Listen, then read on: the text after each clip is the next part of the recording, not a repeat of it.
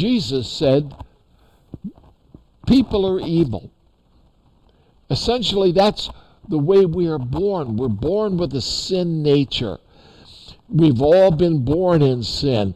And since sin is missing the mark of God's holiness and righteousness, it left us in a position of being considered the enemies of God.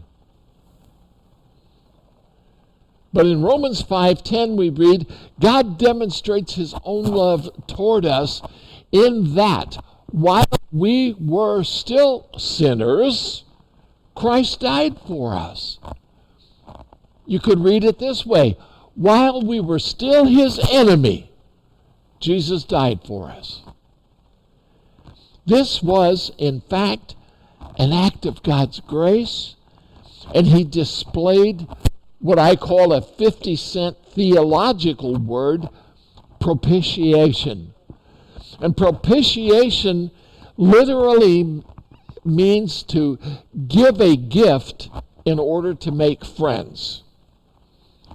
You see, if I at some time or another became aware that I had wronged you in some way, or that my behavior or action had offended you, one way of seeking reconciliation might be to present you with a gift. Maybe along with a heartfelt apology for my thoughtless behavior. So in propitiation, the offender offers to the offended a gift in order to renew or restore the fellowship. It's different with God. In the case of God, he is not the offender, he's the offended. We offend him with our sin. And yet he, who is the one who was offended, offers the gift so that we might become his friends. The gift is propitious. It is propitiatory in nature. It is his gift of propitiation. God gives the gift to make friends with those who have sinned against him. That's quite different, isn't it? Quite different than what peace or what men do. So in the case of God, man is the offender. We missed the mark, and in so doing became his enemies.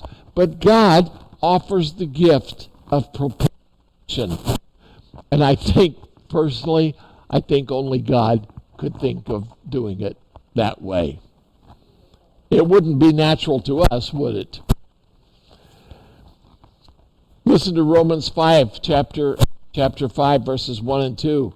Therefore, since we have been justified through faith, we have peace with God through our Lord Jesus Christ, through whom we have gained access into this grace in which we now stand, and we rejoice in the hope of the glory of God.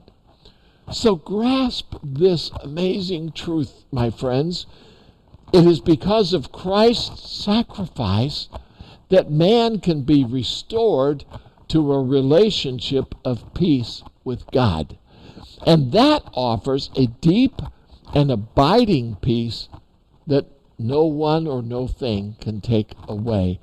It is the ultimate fulfillment of Christ's work as the Prince of Peace.